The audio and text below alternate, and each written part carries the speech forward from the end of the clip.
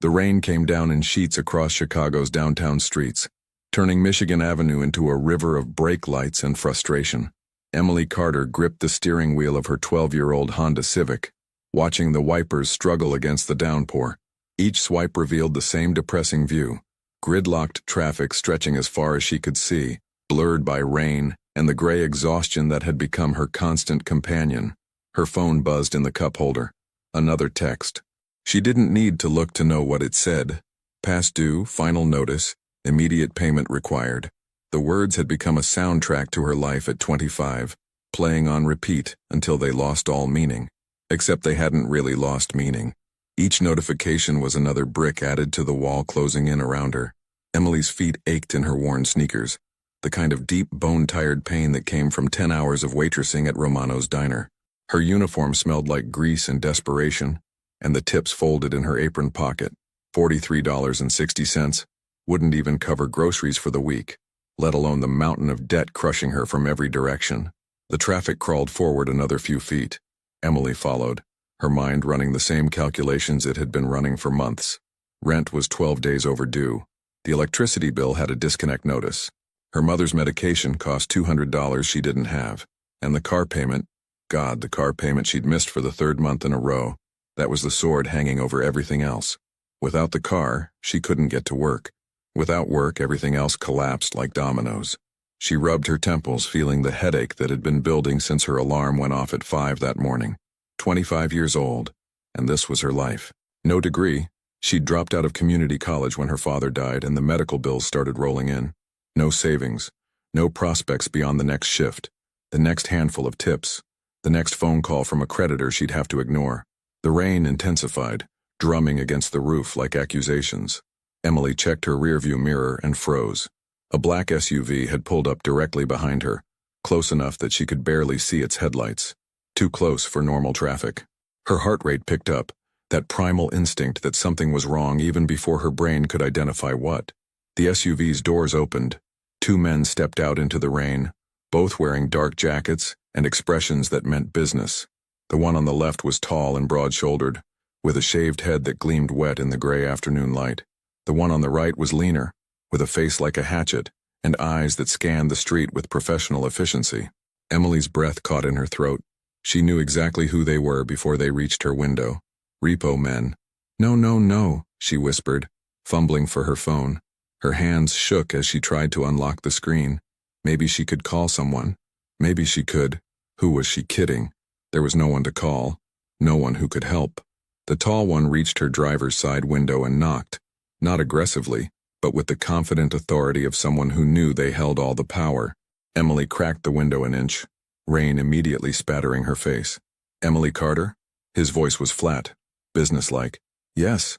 Her voice came out smaller than she'd intended. My name's Derek. This is my associate Marcus. We're here on behalf of Chicago Auto Finance regarding your 2013 Honda Civic, VIN ending in 4739.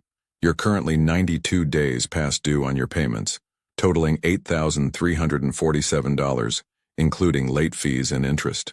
$8,000. It might as well have been $8 million. I know, Emily said, hating how her voice trembled. I've been trying to catch up. I just need a little more time. I have a payment plan I can... Ma'am, we've been authorized to repossess this vehicle effective immediately. Derek's tone didn't change, didn't soften. This was just another job to him. Another car in a long line of cars. We can do this the easy way or the hard way. Easy way. You hand over the keys right now, collect your personal belongings, and we'll arrange for you to sign the paperwork. Hard way. We tow it with you still inside and the police get involved. Emily felt tears burning behind her eyes. Please. I need this car. I can't get to work without it. If you take it, I'll lose everything. Marcus, the lean one, circled around to the passenger side, peering through the window at her. His presence felt like a cage closing in. Not our problem, lady, Derek said, though something in his eyes suggested he'd heard this story 1,000 times before. You signed a contract. You didn't hold up your end. Now we're here to enforce it. $8,347 or the keys. You've got 30 seconds to decide. The rain pounded harder. Around them, other drivers were starting to notice the confrontation. Some craning their necks to watch, others deliberately looking away from someone else's catastrophe. Emily's mind raced through impossible scenarios. She could lock the doors and refuse to get out, but Derek had already said they'd just tow the car anyway. She could drive away, but that would make it even worse. They'd call the police, and she'd be facing criminal charges on top of everything else. She had nothing, no options, no escape. "I don't have $8,000, she said, the words coming out broken. "I don't even have 800. I'm trying, I really am, but my mom is sick, and the bills just keep coming, and I'm working every shift I can get. But it's never enough. It's never." Her voice cracked, and she hated herself for falling apart in front of these strangers. Derek's expression remained neutral, professional. 20 seconds. Emily pressed her palms against her eyes, trying to hold back the tears. This was it. The moment everything finally collapsed. She'd lose the car, then the job, then the apartment. She'd have to move back in with her mother, who barely had enough space or money for herself. They'd both sink together, drowning in a system that didn't care if you were trying your hardest. It only cared if you paid. "Ma'am, I need your decision now." Emily's hand moved toward her keys, trembling. What choice did she have? "Take mine." The voice came from somewhere behind the SUV, deep, calm, and carrying an authority that made both repo men freeze mid-motion. Emily looked up through the rain-streaked windshield, trying to see who had spoken. A man emerged from between the stopped cars, and even through the downpour, Emily could see he was different from anyone else on that street. He moved with a predator's grace, each step deliberate and controlled. Tall, maybe 6'2", with dark hair that curled slightly in the rain, wearing an expensive charcoal suit that somehow made him look even more dangerous rather than refined. His face was all sharp angles and controlled intensity, the kind of face that belonged in movies about dangerous men making dangerous choices. But it was his eyes that caught Emily's attention even from a distance. Dark, penetrating, and utterly unreadable. Eyes that assessed, calculated, and commanded without saying a word. Vincent Cole. Though Emily didn't know his name yet, she would never forget this moment. The moment a stranger stepped into her chaos and changed everything. Derek turned to face the newcomer, his professional demeanor suddenly shifting into something more cautious. "Sir, this doesn't concern you. Please return to your vehicle." The man, Vincent, stopped about 10 feet away, rain soaking through his suit jacket. He didn't seem to notice or care, his attention fixed on Derek with an intensity that made the large repo man actually take a half step back. "I'm making it my concern," Vincent said, his voice quiet but carrying absolute certainty. He reached into his pocket, and both repo men tensed, but he only pulled out a set of keys. Car keys attached to a distinctive Bentley keychain. He held them up, letting them catch what little light filtered through the storm clouds. "You want $8,000? Vincent continued, his gaze never leaving Derek's face. "My car is worth $250,000. It's parked right there." He nodded toward a gleaming black Bentley Continental GT sitting 3 cars behind the SUV, looking impossibly elegant against the gray Chicago backdrop. "Take it instead. Clear her debt, and you'll still have enough left over to make your bosses very happy." The silence that followed was deafening, broken only by the rain hammering against metal and asphalt. Marcus moved closer to Derek, whispering something Emily couldn't hear. Derek's expression had shifted from professional neutrality to something closer to alarm. He was staring at Vincent like he'd just recognized someone from a photograph, someone he'd hoped never to meet in person. "Mr. Cole," Derek said slowly, carefully, and Emily noticed his whole posture had changed. Where before he'd been confident and authoritative, now he looked like a man trying very hard not to provoke a dangerous animal.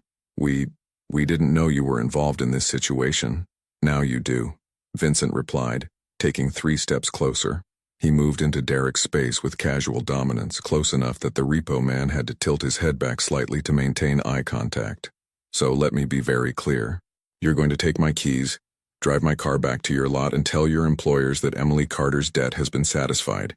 You're going to leave her vehicle exactly where it is, with her inside it, and you're going to do this in the next 60 seconds.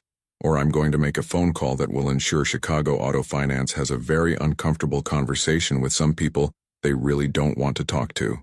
The threat hung in the rain-soaked air, unspecific but absolutely credible. Emily watched from her car, her heart pounding, not understanding what was happening but recognizing power when she saw it. This man, whoever he was, had just changed the entire dynamic with nothing but his presence and a set of car keys. Derek looked at Marcus. Some unspoken communication passed between them, and Emily saw the moment they both decided not to fight this battle. "We'll need paperwork," Derek said weakly. "For the, collateral transfer." "You'll get your paperwork," Vincent said, producing a business card from his inside jacket pocket and handing it to Derek. "My attorney will contact your office tomorrow morning. Until then, you have my car and my word. In Chicago, that's worth more than any contract." Derek took the card with fingers that weren't quite steady. He glanced at it, and whatever name he saw there made his face go even paler. "Yes, sir. Mr. Cole, sir. We'll handle this appropriately." Vincent tossed the Bentley keys, and Derek caught them reflexively. "I know you will. Because if you change your mind and come back for her car tomorrow or next week or next month, if Emily Carter gets so much as a parking ticket that isn't handled properly, I will remember this moment. And I will remember you. Do we understand each other?" "Yes, sir. Absolutely, sir." "Then we're done here." Vincent's tone made it clear the conversation was over. The decision final. "Go." Derek and Marcus moved fast, almost stumbling over each other in their haste to get back to their SUV. Emily watched in stunned disbelief as they climbed in, backed up carefully around her Honda, and pulled forward toward the Bentley. Derek got out again, tried the key fob. The Bentley's lights flashed in response, and within minutes they were gone, driving away in a $250,000 car that had just been traded for her piece of junk Honda. The traffic around them started to move again, the bizarre tableau breaking up as life resumed its normal flow. But Emily sat frozen in her driver's seat, hands still gripping the wheel, trying to process what had just happened. The stranger, Mr. Cole, Derek had called him, walked around to her driver's side window. Up close, he was even more striking. Probably late 30s, with the kind of face that seemed carved rather than born, and those eyes that seemed to see right through her rain-streaked window into her soul. He made a gesture for her to roll down the window. Emily hesitated, then complied, lowering it all the way this time. "Are you all right?" he asked, and something in his tone suggested he actually wanted to know, that this wasn't just polite small talk. Emily's voice failed her. She swallowed hard, tried again. "I don't understand. Why did you do that? You don't even know me." A slight smile touched the corner of his mouth, though it didn't quite reach his eyes. "Let's just say I don't like watching people get cornered when they're already down. But your car, and it's worth so much money, they're not going to do anything except exactly what I told them to do." Vincent interrupted gently but firmly. "The car doesn't matter. I have others." Emily stared at him. This impossible man who spoke about a $250,000 vehicle like it was a used paperback. "I don't know how to thank you. I don't even know how to begin to pay you back. You don't need to thank me. But you're right about one thing." He reached into his jacket again. Expensive fabric, she noticed now, probably custom-tailored, and pulled out a business card, black, with silver lettering. Simple and elegant. He handed it to her through the window. "You do owe me now." Emily took the card with numb fingers. It read simply, Vincent Cole, and a phone number. No title, no company name, just a name and a way to reach him. "What do you want from me?" she asked, and hated how her voice shook, because nothing in life was free. She'd learned that lesson 100 times over. Vincent tilted his head slightly, studying her with those intense dark eyes. "I'll be in touch," he said finally. "When I am, answer. That's all I ask for now." "But I don't. Who are you? What do you do?" "Questions for another time, Emily." He said her name like he'd known it forever, not like he'd heard it for the first time 5 minutes ago from a repo man. "Right now you should drive home, get out of those wet clothes, and try to sleep. You look exhausted." He was right. She was exhausted. Bone deep, soul tired, running on empty, exhausted. "I don't even know what to say," Emily whispered. "Then don't say anything. Just remember, when I call, you answer." Vincent stepped back from the car, rain immediately soaking his shoulders. "Drive carefully, Emily. Chicago streets are dangerous in weather like this." Before she could respond, before she could ask any of the 1,000 questions burning in her mind, he turned and walked away. Emily watched in her rearview mirror as he approached a black Mercedes S-Class that had been parked across the street. Apparently, the Bentley wasn't his only luxury vehicle. A driver got out, holding an umbrella, and Vincent slid into the back seat without looking back. The Mercedes pulled away, leaving Emily alone in her Honda with a business card and more questions than answers. Her hands were still shaking as she looked down at the card. Vincent Cole. The name meant nothing to her, but the way those repo men had reacted, they'd known him. They'd been terrified of him. What had she just agreed to? The car behind her honked. Traffic was moving again. Emily numbly put her Honda in gear and pulled forward, her mind spinning. She should feel relieved. Her car was safe. She could go to work tomorrow. The immediate crisis was over. So why did she feel like she'd just traded one kind of debt for something far more dangerous?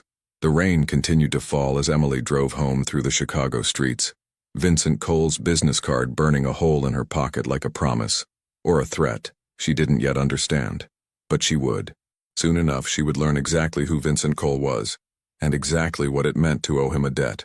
And by then, it would be far too late to run. Emily didn't sleep that night. She lay in her cramped studio apartment in Pilsen, staring at the water-stained ceiling while rain continued to hammer against her single window. The streetlight outside cast orange shadows across the walls, and somewhere in the building a baby was crying, a sound that had become as familiar as her own breathing after 8 months in this place. Vincent Cole's business card sat on her nightstand, propped against the lamp where she could see it. Black cardstock with silver lettering. Simple, elegant, terrifying. She'd spent 3 hours after getting home searching for him online, huddled over her cracked laptop screen at her tiny kitchen table. What she found made her stomach twist into knots. Vincent Cole wasn't just wealthy. He wasn't just powerful. He was dangerous. The legitimate information was sparse. Owner of several upscale restaurants and nightclubs across Chicago, board member of a downtown real estate development firm, donor to various charities. But that was just the surface, the respectable veneer. Emily had learned to read between the lines of carefully worded news articles and forum whispers. The deeper she dug, the darker it got. References to alleged organized crime connections in a 5-year-old Tribune article, a Reddit thread about Chicago's untouchable power players that listed his name alongside known mob figures, a true crime podcast episode that mentioned him in connection with a warehouse fire that killed 3 rival gang members, though no charges were ever filed, and the host emphasized that Cole was never officially implicated. One comment on a Chicago crime blog had made her blood run cold. Vincent Cole is the kind of man who makes problems disappear. Permanently. If he's taken an interest in you, you either work for him or you're already dead. There's no third option. Emily had slammed her laptop shut after reading that, her hands trembling. What had she gotten herself into? She rolled over, pulling her threadbare blanket tighter around her shoulders. The apartment was cold. She'd been keeping the heat low to save money, and even though it was only October, Chicago's autumn chill had teeth. Through the thin walls, she could hear her neighbor's television, some late-night infomercial promising solutions to problems much simpler than hers. Her phone buzzed on the nightstand. 2:47 a.m. Emily grabbed it, hoping irrationally that it might be Vincent, that he might explain everything, make it make sense. It was just another automated reminder from her credit card company. Payment overdue. Contact us immediately. She set the phone face down and closed her eyes, though she knew sleep wouldn't come. 3 days passed. 3 days of jumping every time her phone rang. 3 days of working double shifts at Romano's, smiling at customers who didn't tip, carrying plates of food she couldn't afford to eat herself. 3 days of waiting for the other shoe to drop. Vincent Cole didn't call. Emily started to wonder if maybe, impossibly, he'd meant what he said, that he just didn't like seeing people get cornered, that he'd intervened out of some rich person's whim and had already forgotten about her. Maybe she could just move on. Go back to her life of quiet desperation without owing anything to a man whose name made repo men go pale. She was working the lunch shift on Thursday when her phone finally rang with an unknown number. Emily was refilling coffee for a regular, an older man named George who came in every day at noon and always ordered the meatloaf, when she felt the vibration in her apron pocket. She ignored it, finishing George's pour with a smile that didn't reach her eyes. "You okay, sweetheart?" George asked, peering at her over his reading glasses. "You look like you haven't slept in a week." "I'm fine," Emily lied, the words automatic. "Just busy. Can I get you anything else?" The phone stopped ringing. Started again immediately. Emily's heart rate spiked. Whoever it was, they were persistent. "Go ahead and answer that," George said kindly. "I'm in no hurry." Emily nodded, grateful, and stepped toward the kitchen. Her manager Marco was plating an order and didn't look up as she pulled out her phone with shaking hands. Unknown number. Chicago area code. She knew, with absolute certainty, who it was. Emily answered on the 4th ring, her voice barely above a whisper. "Hello?" Emily Carter. That voice, deep, controlled, unmistakable. I hope I'm not catching you at a bad time. Vincent Cole, speaking to her like they were old acquaintances, like he hadn't just upended her entire world 3 days ago. I'm at work, Emily said, glancing back at the dining room where George was patiently waiting. I can't really talk right now. Then I'll be brief. I'd like to meet with you, tonight, if possible. Emily's grip tightened on the phone. Why? Because we have things to discuss. I believe I mentioned you owe me. His tone wasn't threatening exactly, but it left no room for negotiation. There's a restaurant called Mercer and Madison on Oak Street. 8 o'clock. I'll have a table reserved under my name. I don't... Emily swallowed hard. I don't have anything to wear to a place like that. I can't... You don't need anything except yourself. A pause. This isn't optional, Emily. You knew it wouldn't be when you took my help. There it was. The truth she'd been avoiding for 3 days. She had taken his help. She had accepted his intervention. And now, the bill was coming due. What if I don't come? The question came out more defiant than she felt. Vincent's answering chuckle was soft, almost amused. You will come, because despite whatever you found when you searched for my name online, and yes, I know you did, you're curious. You want to understand why I helped you. You want to know what I want in return, and you're smart enough to realize that avoiding me would only make things harder for you in the long run. He was right on every count, and they both knew it. 8 o'clock, Emily heard herself say. I'll be there. Good. One more thing, Emily. What? Don't be afraid of me. His voice softened slightly, just enough for her to hear something almost human underneath the authority. I'm many things, but I'm not going to hurt you. That was never the plan.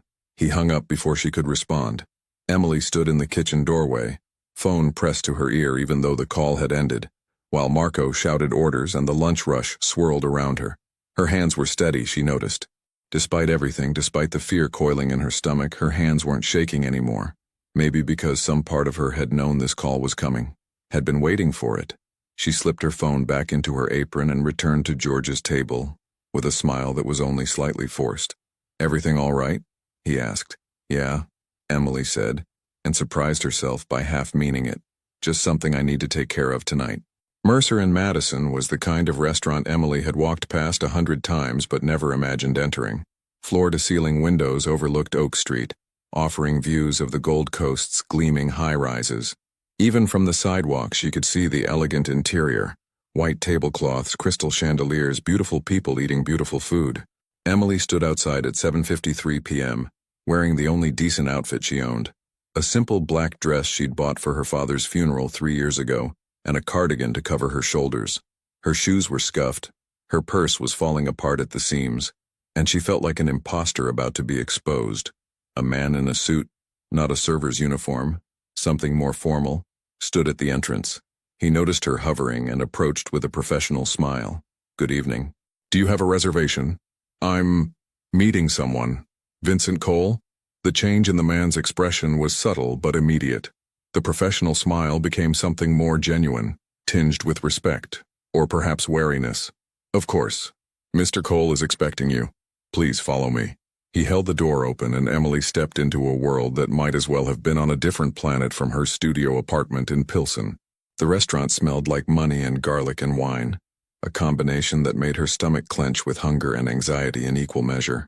The host led her through the main dining room, past tables where men in designer suits sat with women wearing dresses that probably cost more than Emily's monthly rent. She felt every eye on her, judging her shabby cardigan and discount store dress, and had to resist the urge to turn and run. They climbed a curved staircase to a second level, quieter, more intimate, with only 4 tables, all positioned for maximum privacy. 3 were empty. At the 4th, facing the stairs so he could see anyone approaching, sat Vincent Cole. He stood as Emily approached and she was struck again by his presence. He wore a charcoal suit, different from the one he'd worn in the rain but equally expensive, and a black shirt with no tie. His dark hair was perfectly styled, his face freshly shaved, and those penetrating eyes locked onto her with an intensity that made her breath catch. Emily. He said her name like a greeting and a question at once. Thank you for coming. Did I have a choice? The words came out more challenging than she'd intended, but Emily was tired of feeling helpless, tired of being pushed around by circumstances and powerful men. Vincent's mouth curved into what might have been a smile. There's always a choice. You could have ignored my call, changed your number, disappeared into the city. But you're here. That tells me something. What does it tell you? That you're braver than you think. Please, sit. He waited until she'd taken the chair across from him before sitting down himself, a gesture of old-fashioned courtesy that seemed at odds with everything she'd learned about him online. A server appeared immediately with water and menus, then vanished like smoke. Emily folded her hands in her lap to keep them from trembling.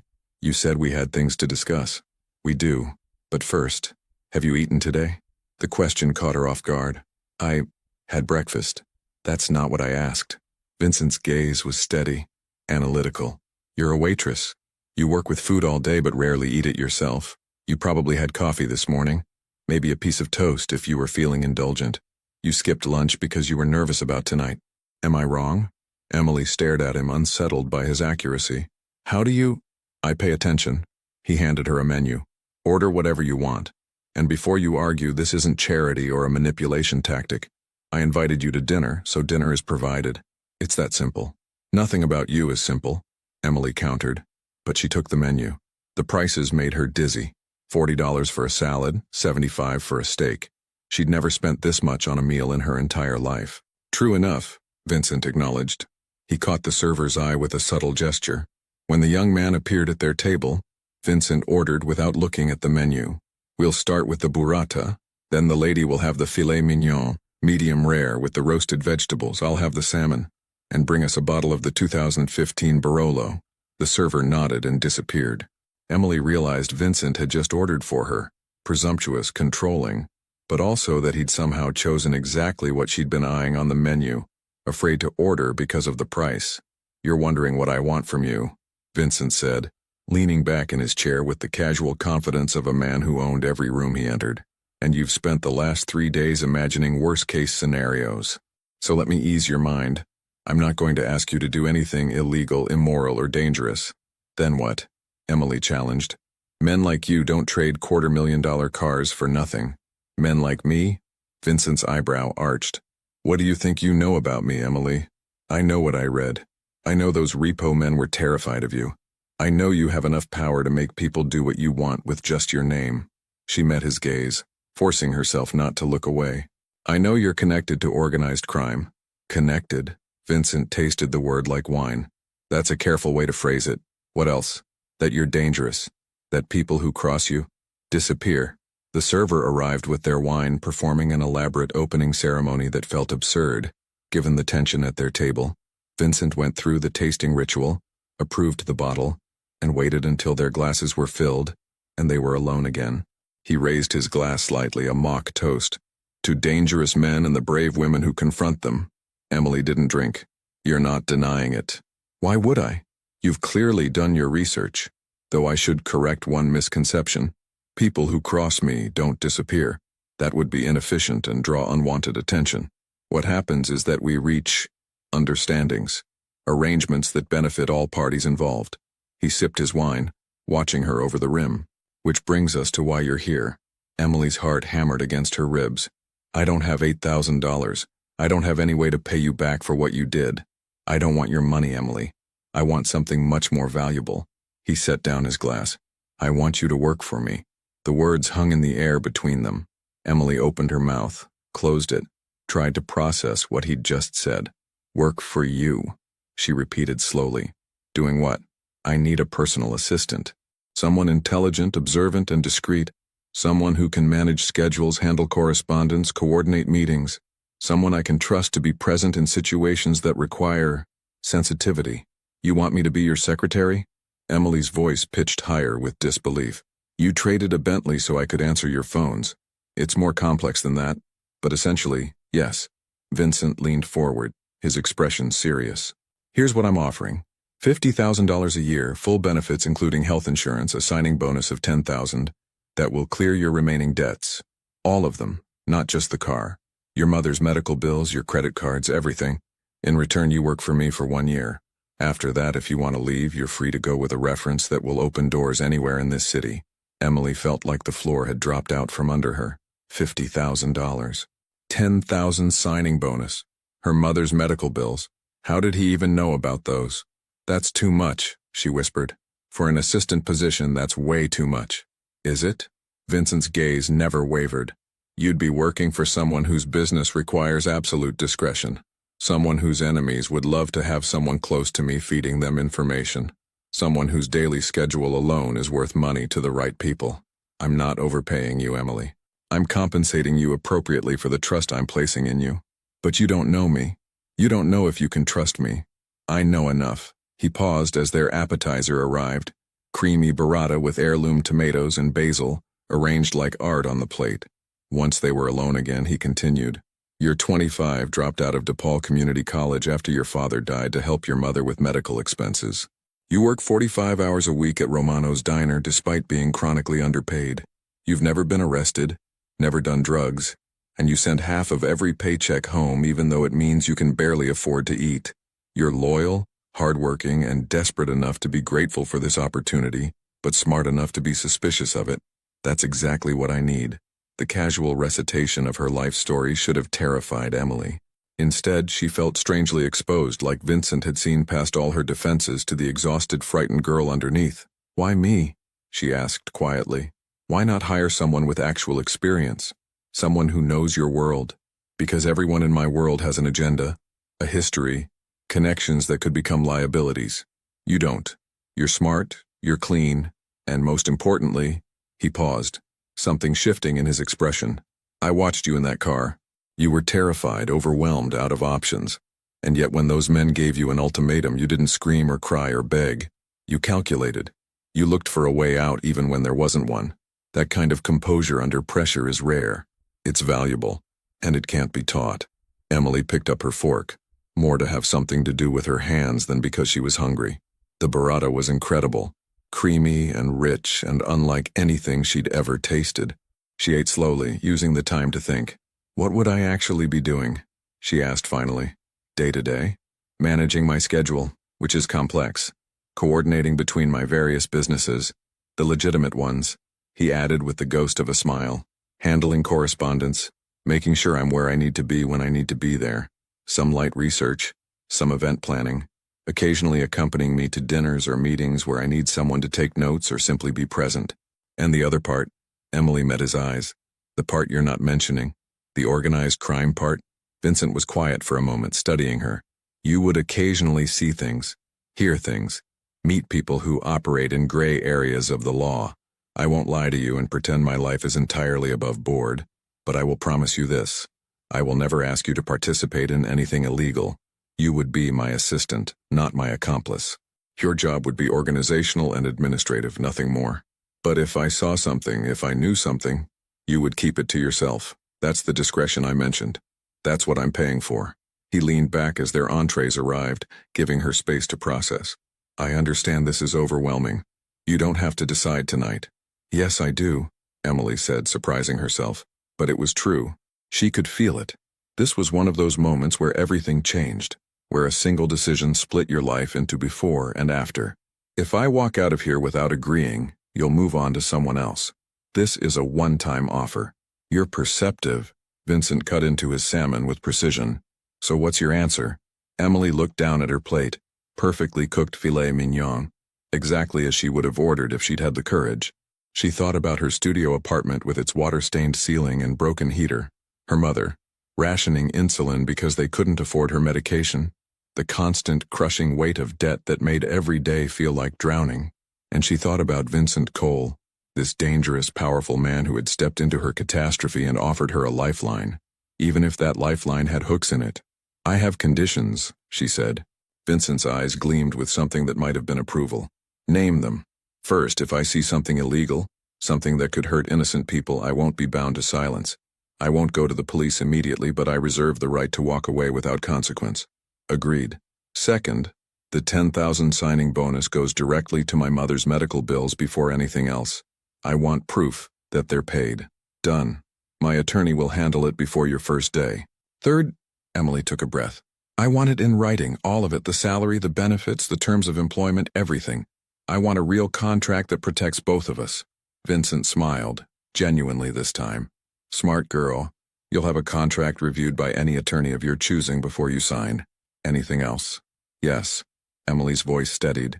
I want to know the real reason you helped me that day. And don't tell me it's because you don't like watching people get cornered. Men don't trade Bentleys for strangers out of the goodness of their hearts. Vincent set down his fork and knife, giving her his complete attention. The noise of the restaurant faded away, leaving just the two of them in their private bubble above the city. You're right, he said quietly. There was another reason. What was it? You reminded me of someone. His expression shifted, something vulnerable flickering across his features before being locked away. Someone I failed to help when I should have. When I saw you in that car, trapped and desperate, it was a second chance. A way to do the right thing when it mattered. Emily searched his face for deception and found only truth. Painful, honest truth. Who was she? Someone who deserved better than she got. Vincent's voice had gone soft, almost distant. Someone who would have been proud to see me help you, I think. The moment stretched between them, heavy with unspoken history. Then Vincent seemed to shake himself back to the present, his professional mask sliding back into place. So, he said, picking up his wineglass. Do we have an agreement, Emily Carter? Emily looked at the man across from her. Dangerous, powerful, connected to a world she'd only seen in movies. A man who could destroy her with a phone call, or save her with the same ease. A man who saw her not as a victim or a charity case, but as someone with value. She lifted her own glass, her hand perfectly steady. We have an agreement, Mr. Cole. Their glasses clinked, sealing a deal that would change everything, though neither of them yet understood just how completely. They finished dinner discussing logistics. Emily would give 2 weeks' notice at Romano's. Vincent insisted on this, saying it was good practice to leave jobs professionally. She would start on November 1st. He provided an address in the Gold Coast, a penthouse office that served as his primary base of operations. One of my drivers will pick you up your first morning, Vincent said, as they descended the stairs back to the main dining room. 7 a.m. Be ready. I can take the L, Emily protested. You don't need to. Emily. He stopped at the base of the stairs, turning to face her. They were close enough that she could smell his cologne, something expensive and understated. You work for me now. That means you arrive when and how I say you arrive. Besides, the neighborhood where I work isn't accessible by public transit. Get used to being driven. Before Emily could argue, a man appeared at Vincent's elbow, tall, broad-shouldered, with the alert eyes of someone trained to spot threats. He wore a dark suit and an earpiece, and he moved with the controlled grace of a bodyguard. Mr. Cole, the man said quietly. Car's out front. And Marcus called. Wants to reschedule tomorrow's meeting. Tell him 3 p.m. at the usual place. Vincent glanced at Emily. This is James, head of my security. James, this is Emily Carter. She'll be starting as my assistant on the 1st. Make sure she's added to all the access lists. James gave Emily a assessing look, professional and thorough. Ma'am, I'll need to run a background check, standard procedure. Of course. Emily was beyond being surprised by anything at this point. Vincent guided her toward the exit with a light hand at her elbow. Not controlling, just present. Outside, the October night had turned cold, and Emily immediately shivered in her thin cardigan. A black Mercedes S-Class sat at the curb, engine running. Vincent nodded toward it. Take her home, he told James. And Emily, get some sleep. Your life just got a lot more complicated. I can take the... Emily started. But Vincent was already walking toward another car, a sleek Audi that had pulled up behind the Mercedes. He moved with the confidence of someone who didn't expect his instructions to be questioned. James opened the Mercedes's back door, waiting patiently. Emily hesitated, then climbed in. The interior smelled like leather and money, and the seat was heated, a luxury she'd forgotten existed. As they pulled away from the curb, Emily turned to look back at the restaurant. Through the windows, she could see the warm glow of chandeliers, the elegant diners, the world she'd just been briefly allowed to enter. Vincent Cole stood on the sidewalk, phone to his ear, conducting business even at 9 p.m. As if sensing her gaze, he looked up. Their eyes met through the window. He nodded once. Acknowledgement, approval, or warning, Emily couldn't tell. Then the Mercedes turned the corner and he was gone. Emily leaned back against the heated seat, her mind spinning. In the span of 3 hours, her entire life had changed. She had a job that paid more than she'd thought possible. Her debts would be cleared. Her mother would have her medication. All she had to do was step into the orbit of one of Chicago's most dangerous men and hope she didn't get burned. The Mercedes navigated the nighttime streets toward Pilsen, and Emily stared out at the city lights, wondering if she'd just made the best decision of her life. or the biggest mistake. She wouldn't have to wait long to find out. Emily's first morning working for Vincent Cole began at 6:47 a.m. with 3 sharp knocks on her apartment door. She'd been awake since 5, too nervous to sleep. The knock made her jump, sloshing coffee over her chipped mug. James, Vincent's head of security, stood in the hallway like a Secret Service agent in the wrong neighborhood. "Morning, Miss Carter. Ready?" The Mercedes drove through the waking city in silence. Emily watched her neighborhood disappear. The taqueria, the laundromat, the bodega, already feeling like someone else's life. Within 20 minutes, they'd traded Pilsen's modest blocks for the Gold Coast's gleaming towers. The elevator rose smoothly to the 52nd floor, opening directly into Vincent's penthouse office. Floor-to-ceiling windows offered panoramic views of Chicago, the lake stretching infinite to the east, towers rising like monuments everywhere else. The office was all clean lines and expensive simplicity, dark hardwood, modern furniture, abstract art worth more than her car. Vincent sat behind a mahogany desk, speaking rapid Italian on the phone. He was in a charcoal suit with a deep blue shirt that made his dark eyes even more intense. He ended the call and looked up. "Emily, good. You're early." He stood moving to an elaborate espresso machine. "Coffee? Just black is fine." He made 2 cups with easy competence, bringing one to her smaller desk positioned off to the side. "First things first. Laptop, phone, and credentials in the top drawer. The phone is yours to keep. Keep it on always." Emily opened the drawer to find a new iPhone still wrapped in plastic.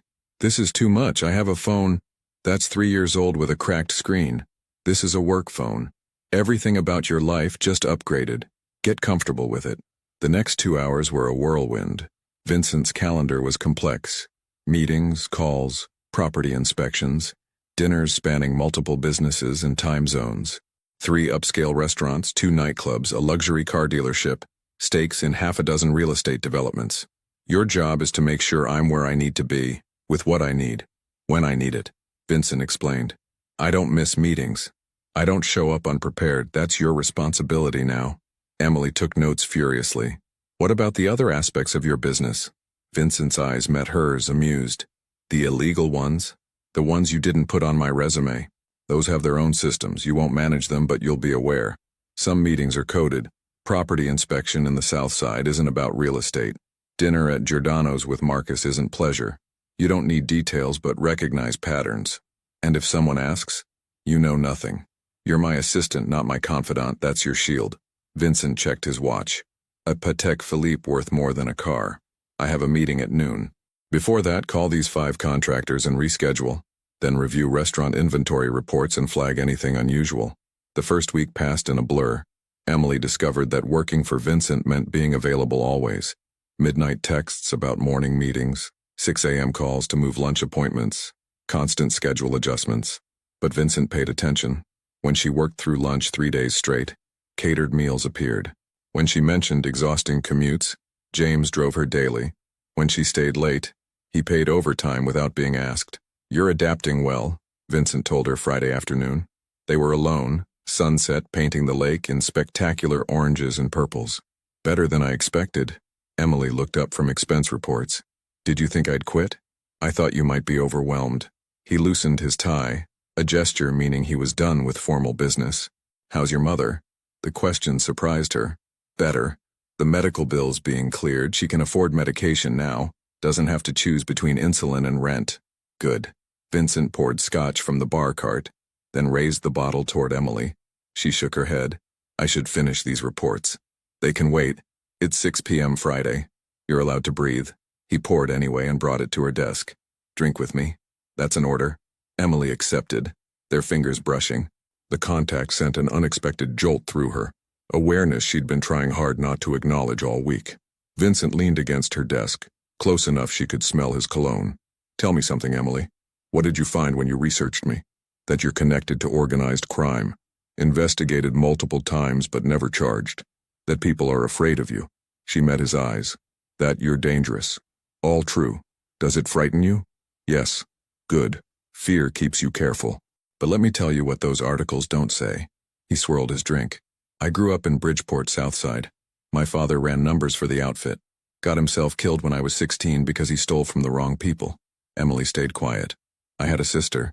Younger, smarter, kinder. She wanted to be a teacher. Vincent's jaw tightened. When I was 19, working my way up, she got sick. Leukemia. Treatable, but expensive. I was too focused on building my empire. I told her I'd handle it, pay for everything. But I was always busy, always in the middle of something important. He stopped. Pain etched in every line of his face. She died 3 months later, 21 years old, because I prioritized power over family. Vincent looked at Emily with genuine anguish. When I saw you in that car drowning in debt, I saw her. I saw a chance to do what I should have done for Sophia, to actually help when it mattered. Emily's throat tightened. Vincent, you asked for the real reason, that's it. You remind me of her. Not physically, but the same determination, the same refusal to give up. He finished his scotch. Maybe helping you makes it mean something. Maybe it's redemption I don't deserve. Emily stood, closing the distance until they were inches apart. She reached out and put her hand over his. Thank you for telling me. And for what it's worth, I think Sophia would be proud. Vincent looked at their joined hands, something vulnerable crossing his features. You don't know who I've become, Emily. Not really. Then show me. His thumb traced a slow circle on her palm, sending shivers up her arm. Then his phone buzzed, harsh and insistent. Vincent pulled away, checking the screen, his expression shifting instantly from vulnerable to cold. I have to take this. He walked toward the windows, already answering in clipped Italian. Emily sat back down, her hand still tingling, her heart racing with something that definitely wasn't fear anymore.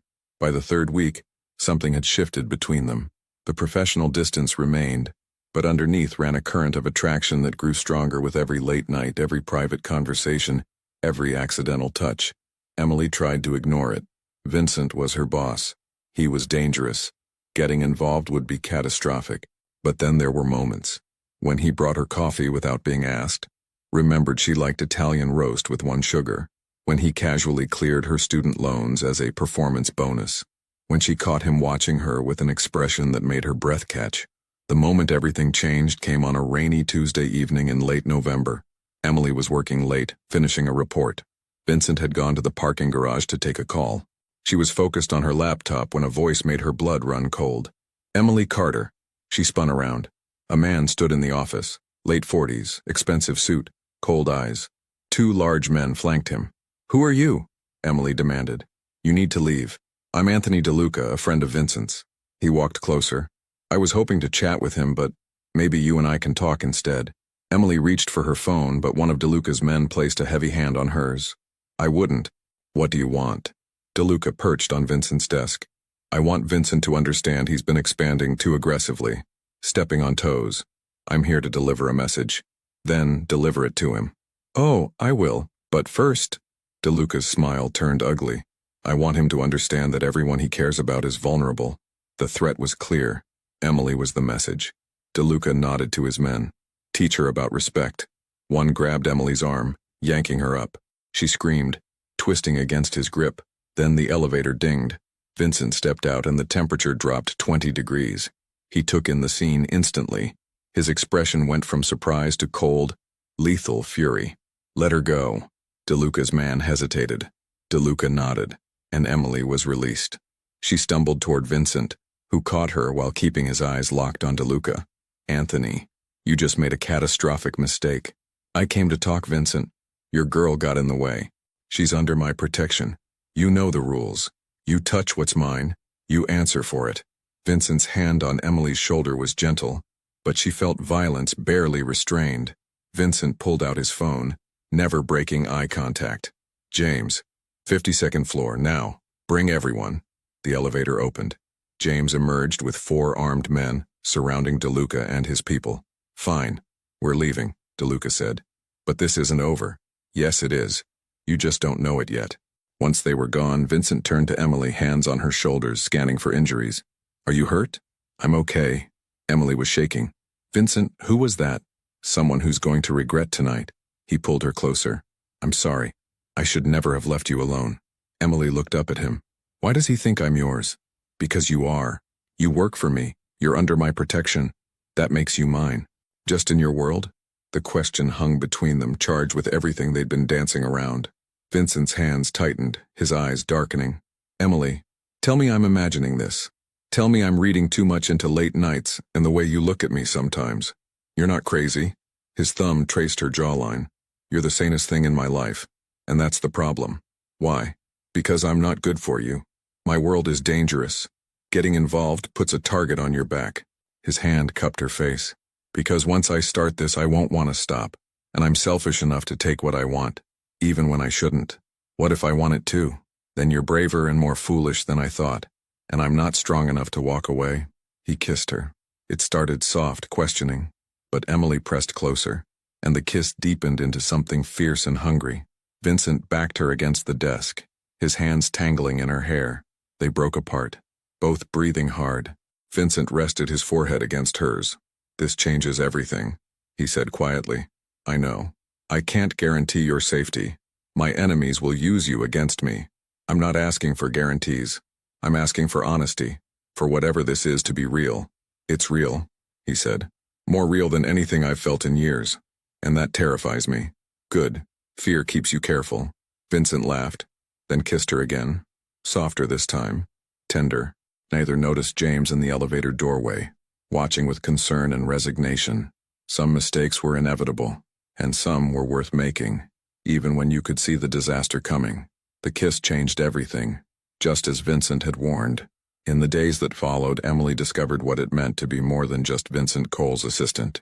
She became his constant, present at meetings that made her pulse race with danger, dining at restaurants where conversations happened in code, witnessing exchanges of money and promises that existed in legal gray areas. But she also discovered intimacy she'd never imagined. Late nights in his penthouse when work blurred into wine and whispered confessions. Vincent's hands learning the geography of her body with the same focused intensity he brought to business. Mornings waking up in sheets that cost more than her monthly rent. Chicago's skyline golden through floor-to-ceiling windows. You're thinking too loud, Vincent murmured one morning, his arm draped across her waist. December sunlight filtered through the curtains of his bedroom on the 53rd floor. Emily turned to face him. In sleep, without the armor of his expensive suits and controlled expression, he looked younger, almost vulnerable. I'm thinking about how fast everything changed. Regrets? No, but I'm waiting for the other shoe to drop. Vincent's eyes opened, dark and serious. Smart girl. In my world, happiness always has a price. He was right. The first sign came 3 days later. Emily was leaving Vincent's building late, nearly midnight after a charity gala where she'd played the role of his date, wearing a dress he'd bought and jewelry she was terrified to lose. James usually drove her home, but Vincent had sent him on an errand. I'll get a cab, Emily had said. It's fine. Take the Mercedes, driver's waiting downstairs. But when Emily reached the lobby, the usual driver wasn't there. Instead, a younger man stood by a black sedan, holding a sign with her name. Ms. Carter, Mr. Cole sent me.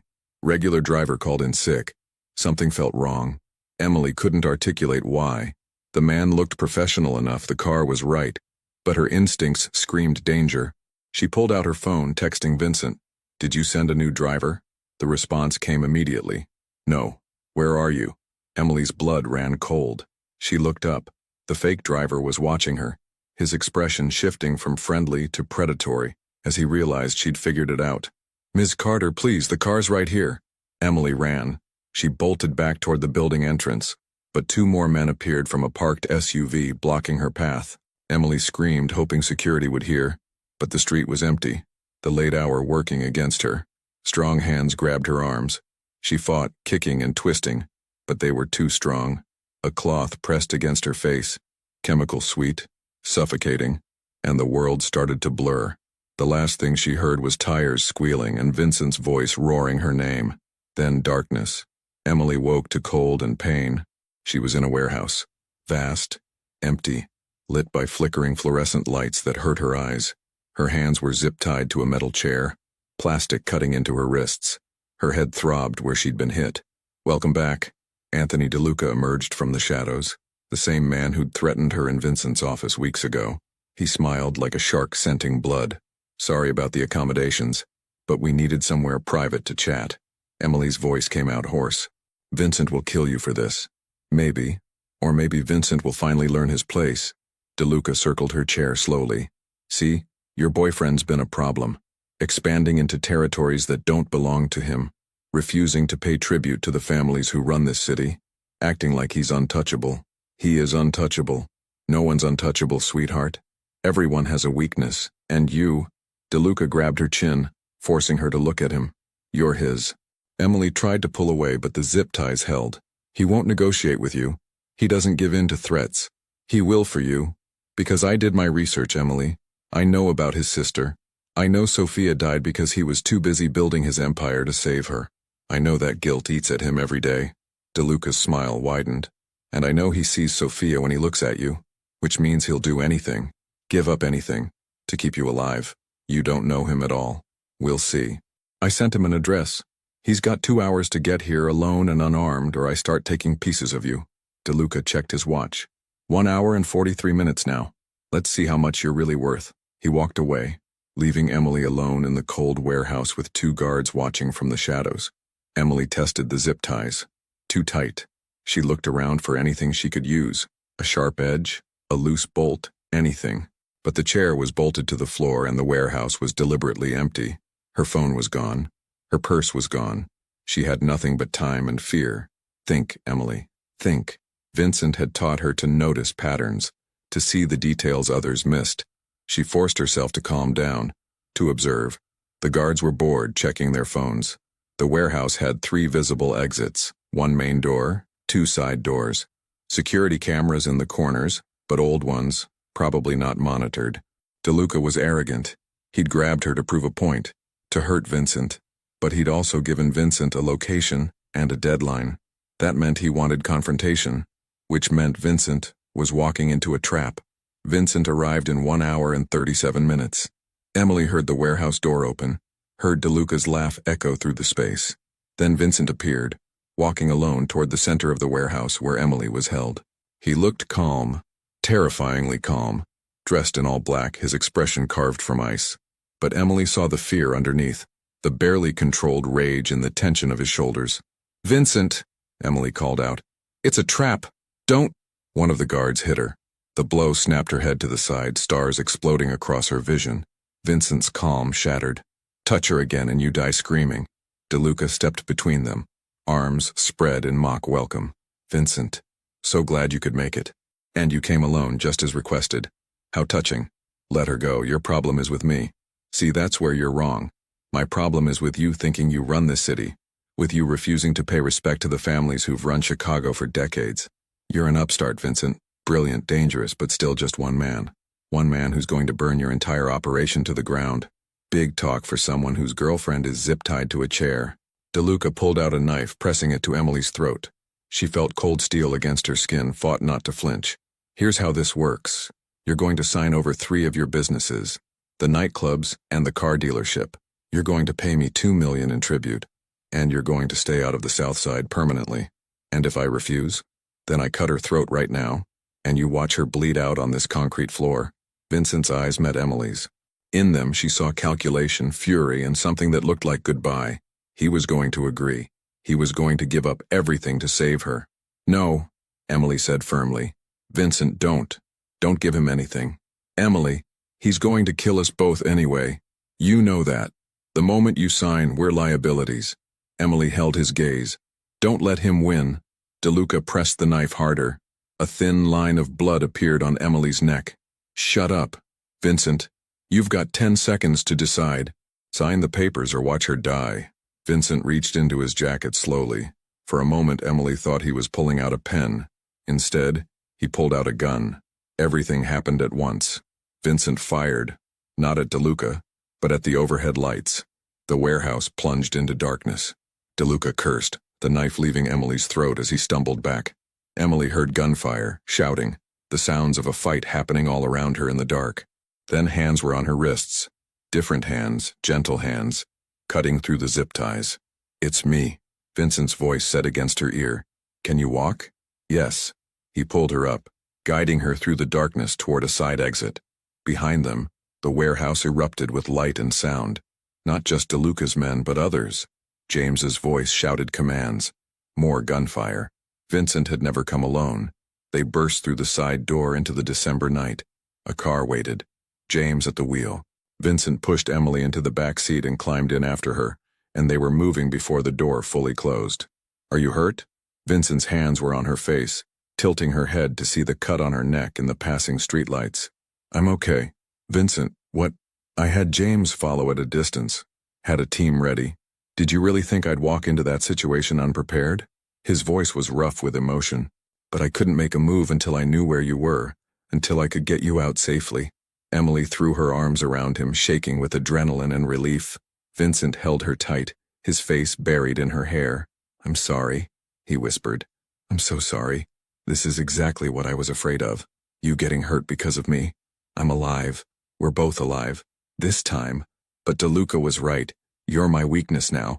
My enemies will keep using you against me. Vincent pulled back, his expression anguished. I can't protect you and keep you close, not in my world. Emily's stomach dropped. What are you saying? I'm saying this was a mistake. Us. I put you in danger. I let myself want something I had no right to want. His hands cupped her face, thumbs wiping away tears she hadn't realized were falling. You need to leave Chicago.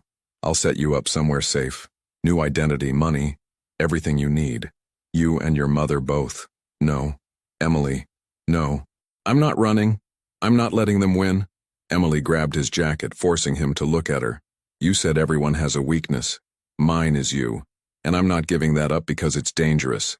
I knew the risk. I chose it anyway. You don't understand. I understand perfectly. You're scared. You're scared of losing someone else you care about. But pushing me away doesn't keep me safe, Vincent. It just means we're both alone. Emily's voice broke. Don't make me pay for your fear. Vincent stared at her, conflict raging across his features. Then he kissed her, desperate, almost violent, pouring everything he couldn't say into the contact. When they broke apart, both breathing hard, his forehead rested against hers. If you stay, everything gets harder. There will be more threats, more danger. I can't promise you safety. I don't want safety. I want you. All of you. Including the danger. You're insane. Probably. Emily managed a weak smile. But so are you for wanting me back. Vincent's answering smile was small but genuine. Yeah, I really am. James cleared his throat from the front seat. Boss, we've got a situation. DeLuca escaped in the chaos. He's going to retaliate. Vincent's expression hardened. Then we end this. Permanently. Take us to the Costello estate. Emily felt him shift from vulnerable to dangerous in an instant. The man who'd held her so gently becoming the predator who controlled Chicago's underworld. She should have been terrified. Instead, she felt safer than ever. Because whatever happened next, they'd face it together. 2 weeks after the warehouse, Emily moved through Vincent's penthouse like a ghost. He'd survived the meeting with the Costello family, Chicago's most powerful crime organization. DeLuca had been dealt with, permanently and quietly. Vincent's empire remained intact, but something between them had fractured that night in the car. He'd pulled away. Not obviously. He still held her at night, still kissed her in the morning. But there was distance now. A wall built from fear and guilt that Emily couldn't breach. He's protecting himself, James told her one afternoon when Vincent was in a meeting. He lost his sister, he almost lost you. He's terrified it'll happen again. So he's losing me slowly instead of all at once. James had no answer. Emily was filing reports when she found the documents, tucked in Vincent's desk drawer, partially hidden. Transfer papers for one of his restaurants. A lease in her name for an apartment in Seattle. A bank account with $200,000 deposited. Her hands shook as she read. Vincent was planning to send her away. After everything, he was still trying to push her out of his life, for her own good. The elevator dinged. Vincent stepped out, stopping when he saw her holding the papers. Emily, were you even going to tell me? Her voice was steady despite the tears threatening. Or were you just going to put me on a plane one day and disappear? Vincent's jaw tightened. I'm trying to keep you alive. I'm already alive. I'm right here, choosing you every day, and you keep trying to choose for me. Emily threw the papers on his desk. I didn't survive that warehouse just to lose you to your fear. You don't understand. I understand that you're a coward. The words came out harsh, deliberately cutting. Your sister died, and instead of learning to hold on to what matters, you learned to push everything away before it can hurt you. But that's not protecting me, Vincent. That's protecting yourself. His expression went cold. You want to know the truth? You're a liability. Every moment you're with me, you're a target. DeLuca was just the beginning. There will be others. There are always others. And eventually, I won't be fast enough or smart enough, and you'll die because I was selfish enough to keep you. Then be selfish. Emily closed the distance between them. Be selfish and keep me anyway. Because I'd rather have 1 year with you, real and dangerous, than a lifetime of safety without you. Vincent grabbed her arms, his control finally cracking. I can't lose you. I can't survive it again. Then don't lose me. Fight for this. Fight for us. Emily's hands found his face, forcing him to meet her eyes. I'm not asking you to make me safe. I'm asking you to let me choose my own risk. And I choose you. Something broke in Vincent's expression. He pulled her against him, burying his face in her hair, his body shaking with emotion he'd been holding back for weeks. I don't deserve you, he whispered. Probably not, but you're stuck with me anyway. Vincent laughed, broken and relieved, and kissed her like he was drowning and she was air. 3 months later, Emily sat in Vincent's office reviewing contracts when her phone buzzed. Her mother just got back from the doctor. Clean bill of health for the first time in 5 years. Thank you, baby. Thank you for everything. Emily smiled, texting back a heart emoji. Vincent had quietly paid for her mother's treatment at Northwestern Memorial. The best doctors, the best care. He'd never mentioned it, but Emily knew. Good news? Vincent asked, looking up from his own work. The best. Emily stood, walking to his desk. My mom's healthy. I have a job I love. I'm with someone who... She paused, the word suddenly feeling enormous. Someone I'm in love with. Vincent went very still. They'd been together 4 months, but neither had said those words yet. Emily, you don't have to say it back. I just needed you to know. Whatever happens, however dangerous it gets, I love you. That's my choice. Vincent stood, coming around the desk. His hands cupped her face with infinite gentleness. I've loved you since that rainy afternoon when you looked at me like I was either your salvation or your doom. Maybe both. Definitely both, Emily murmured against his lips. I'm still going to be overprotective, still going to worry, still going to want to wrap you in bubble wrap and hide you from the world. I know, and I'm still going to call you out when you're being ridiculous. Deal. Vincent kissed her softly, then deeper. I want to do this right, I want... His phone rang. Both of them groaned. Vincent checked it, then smiled. It's Marco Costello. He answered, listening, and his smile grew. When he hung up, there was relief in his eyes Emily hadn't seen in months. What? The family's just approved my expansion into the South Side. Full backing, no opposition. We're legitimate now, well, as legitimate as this world gets. Vincent, that's incredible. It means no more territory wars. No more DeLucas. We're protected. He pulled her close. You're protected. Emily felt the last piece of tension leave his body. For the first time since the warehouse, he wasn't looking over his shoulder. So what now? She asked. Vincent's smile turned mischievous. Now I take my brilliant, brave, completely insane girlfriend to dinner. Then I take her home. And then, he leaned in, his voice dropping. I spend the rest of the night showing her exactly how much I love her. Best business plan you've ever had. They left the office hand in hand, Chicago's skyline glowing golden in the setting sun. Emily knew the danger wasn't gone. It never would be in Vincent's world. But they'd face it together. She'd come to Chicago drowning in debt, desperate and alone. She'd found a man who saved her that rainy afternoon, not knowing she'd save him right back. The debt was paid. The danger remained. But love, fierce, complicated, worth every risk love, that was the real fortune they'd found. And neither of them would trade it for anything. 6 months later, Emily stood in Vincent's penthouse wearing a simple white dress, her mother crying happy tears beside her. James served as witness as Vincent slipped a ring on her finger, platinum with a single diamond, elegant and understated. I promise to protect you, Vincent said softly.